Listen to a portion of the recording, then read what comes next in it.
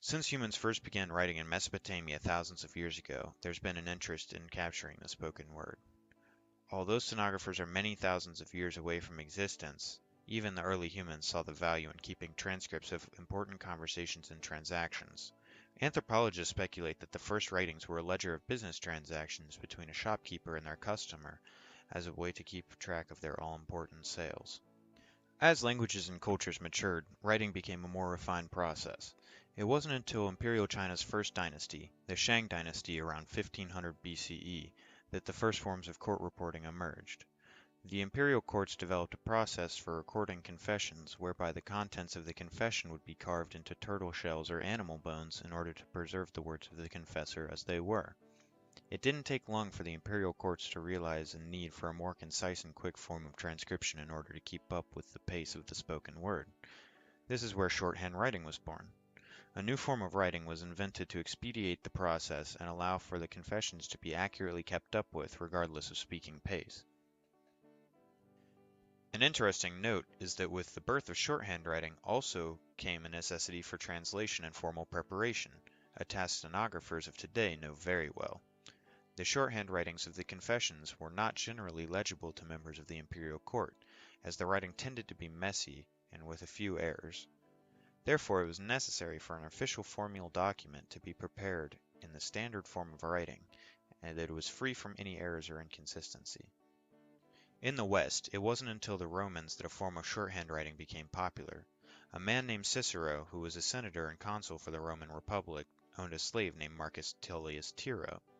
Tiro's duties as a slave to Cicero meant that he acted essentially as a secretary.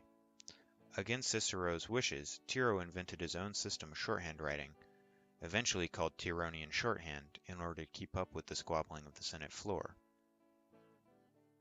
Soon, Tiro's accurate notes and transcripts proved to be a significant advantage for Cicero during his time as a senator. As the news spread of Cicero's repository of accurate notes and transcripts, other senators saw the advantages firsthand and decided to follow suit. From these humble beginnings, Tironian notes spread and expanded over time, eventually becoming a full system of note-taking that stood the test of time, often even employed by the monks of medieval Europe during their learnings at the monastery.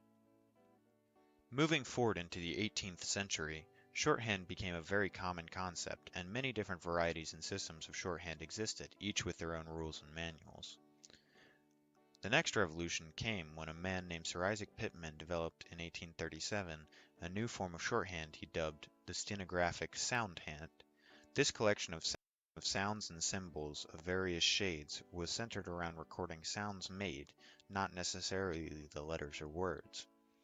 Because the symbols were sound-based, the system was easily translatable to many different languages, making it extremely popular around the world.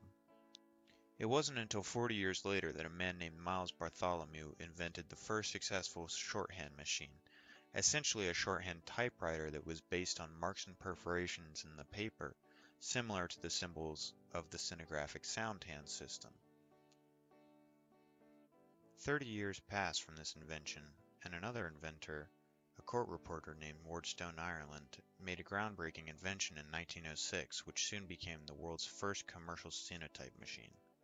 It was from Ward's invention that all modern stenotype machines have been derived, so next time you sit down and start typing, take a second to marvel at all of the history behind that machine.